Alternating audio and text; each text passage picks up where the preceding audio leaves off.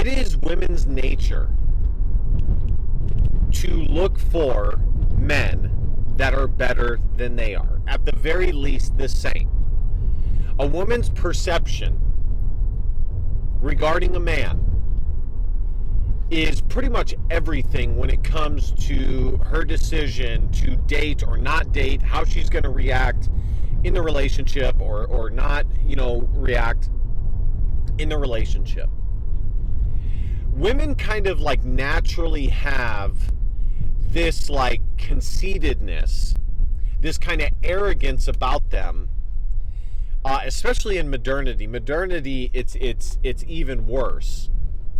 But they have this natural arrogance about them, okay?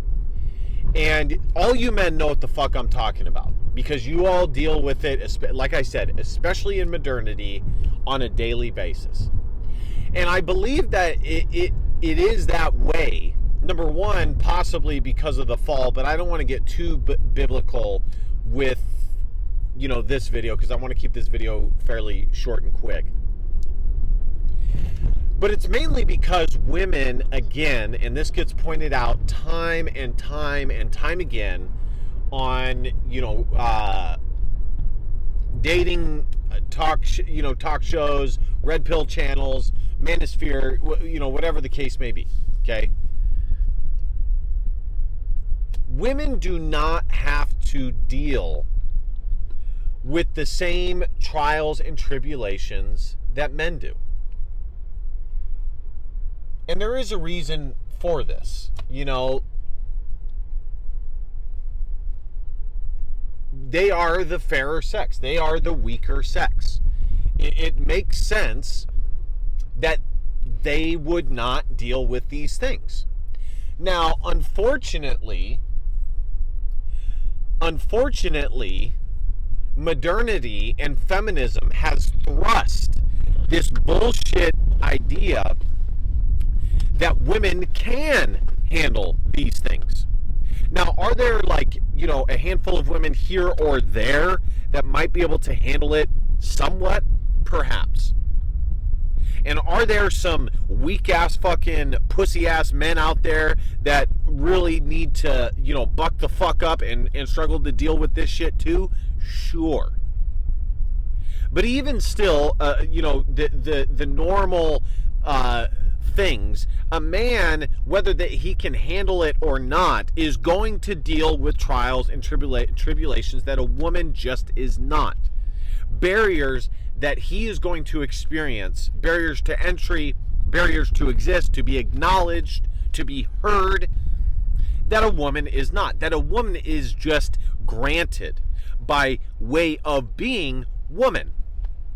And so because of this, and again, like I said, it's understandable. Like, they are the weaker sex.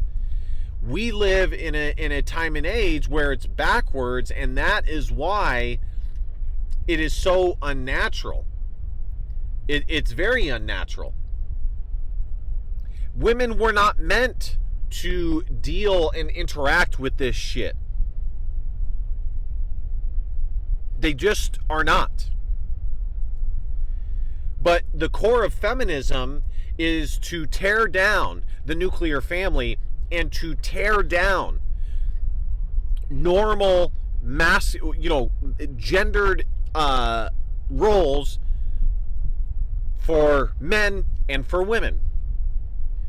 Mainly to give an avenue for women to come into male spaces. Because if you put forward the idea that there is no such thing as gender norms and gender roles, then this can be the case. Feminism has to tear down the natural, and it's been this way for thousands of years, idea that men are better than women at almost everything. They are the stronger sex. We have the most intelligent individuals at the high end. Men were built to grind, to persevere, to move forward, to build. That is what we were built and made for. And this has to be torn down foundationally regarding feminism for women to be able to plunge themselves forward into these male spaces. So again, this is why women have that arrogance, because they don't deal with this shit. They don't have to deal with this shit. So they kind of have this like natural arrogance. And it's even worse nowadays than it probably was before. A woman, like, if you're asking in your heart of hearts, like when you imagine a relationship between a man and a woman, there is this natural like image of a woman like looking up towards her man. And again, going back to feminism, this is really what I was trying to get at, is feminism tries to put forward this propaganda that there is this evil power imbalance that exists, which, by the way, it is real. There is and that's why, like, on these red pill channels, I hate it when they try and like hide behind the fact that there is a power imbalance. There is, which I'll circle back to. But feminism has to tear that idea down. Or excuse me, rather, bring it forward that it's a bad thing in order to carve out space for women to be in these male spaces, to exist right alongside men. Because in order for women to buy into the idea of feminism, they have to believe that they are indeed the exact same and equal to a man. And a big part of that is the power imbalance. And rather the viewpoint of the notion of power imbalance. And so feminists on these shows will commonly talk about the power imbalance as a bad thing, as this thing that, you know, is evil and wrong, and you know, because of this power imbalance, you know, the man is going to try and get over on the woman and control her and manipulate her and abuse her. That's what they always get to. Never mind the fact that men, by and large, are extremely benevolent, and this has been bore out statistically across the board. Are there bad apples here or there? Sure. But masculinity is dangerous. Men are dangerous.